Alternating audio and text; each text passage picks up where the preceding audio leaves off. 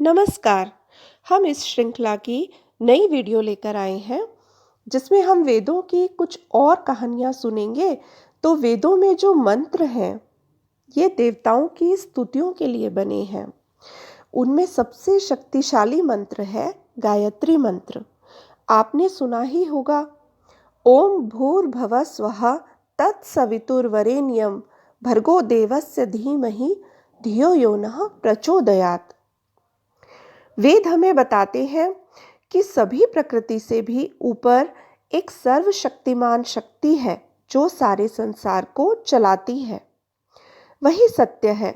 इसी को कहते हैं एक एव तद एकम।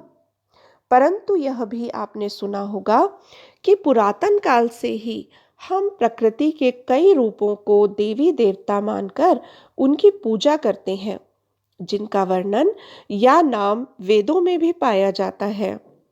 इस विषय पर कई वेदों के विद्वान या अध्ययनकर्ताओं ने अलग अलग मत दिए हैं। इनमें एक समूह जिन्हें आत्मविद कहा जाता है, उनका कहना है कि ईश्वर एक है और उन्हीं के अलग अलग रूप हैं जिन्हें हम अलग अलग नाम से जानते हैं और पूजते हैं। एक और संशोधनकर्ताओं का समूह जिन्हें यजनिका कहते हैं, उन्हें लगता है कि जितने नाम हैं उतने ही अलग अलग भगवान हैं। एक तीसरा समूह है जिसका नाम है नैरक्ता समूह, जिनके अनुसार तीन प्रमुख देवता हैं जिनके अलग अलग नाम हैं। ये है इंद्र, अग्नि और सूर्य। अब इन देवताओं के रहने का स्थान जो है उसे देवालय या देवलोक कहते हैं। देव शब्द का अर्थ है आकाश, मतलब बहुत ऊंचा, और लोक का अर्थ है रहने का स्थान। तो इसलिए इनके रहने की जगह को देवलोक कहा गया है। देव मानव जाति से श्रेष्ठ है, इसलिए उनके रहने का स्थान भी या तो ऊंचे पर्वत है या आकाश। देवों में एक नाम आता है देवस्पितर, जो आकाश के देवता हैं, और कहा जाता है कि पृथ्वी उनकी पत्नी है। एक नाम है मित्रा और वरुण, ये भी देवता हैं। उषा देवी हैं और इन्हीं से हमें प्रकाश मिलता है। सूर्य और चंद्रमा को भी देवता कहा गया है।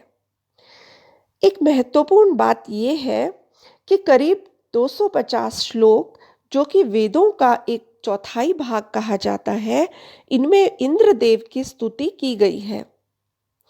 इंद्रदेव के बारे में कुछ रोचक कहानियां मिलती हैं, जैसे कि इंद्र को वेदों में पुरंदरा के नाम से भी पुकारा गया है, क्योंकि दरा का मतलब होता है नाश करने वाला और पुर का मतलब होता है महल या किला।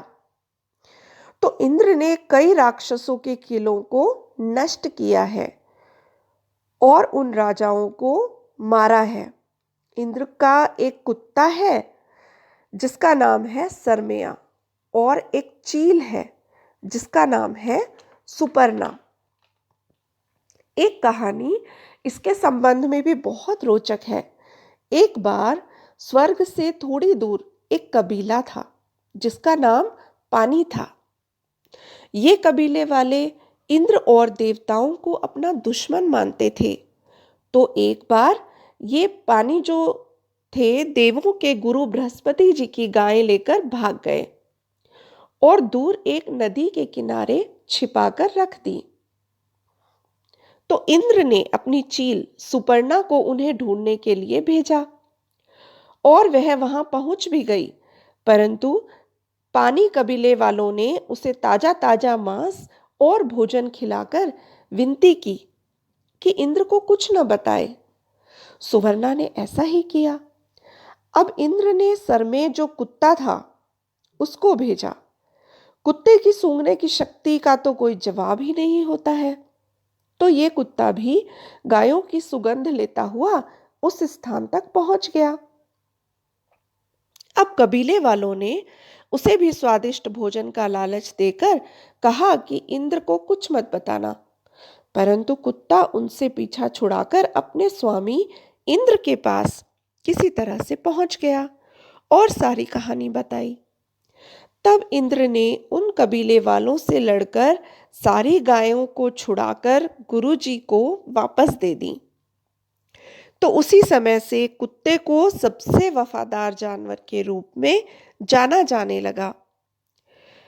अब आज की कहानी को यहीं विराम देते हैं और नई कहानी लेकर मैं फिर मिलूंगी आपसे। तो सुनते रहिए, लाइक और कमेंट कीजिए, शेयर कीजिए, सब्सक्राइब कीजिए। धन्यवाद। नमस्कार।